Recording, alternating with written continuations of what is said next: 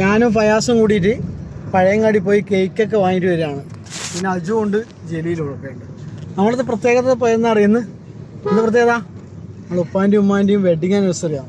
നമ്മളെ കേക്കൊക്കെ വാങ്ങിച്ച് ഞങ്ങൾ വരികയാണ്. 52 ഇയേഴ്സായി. അപ്പോൾ അവരോട് പറഞ്ഞൊന്നുമില്ല, ഒരു സർപ്രൈസായിട്ട് കുറച്ച് ഫുഡും അതുപോലെ കേക്കൊക്കെ ആക്കിയിട്ട് ഇന്ന് നമ്മളൊന്ന് നോക്കാം, ഒരു സർപ്രൈസ് ആവും ഒന്ന് നോക്കാം നമുക്ക് അല്ലേ. അപ്പോൾ പയാസ് നമ്മുടെ സ്വന്തം പയാസാണ്.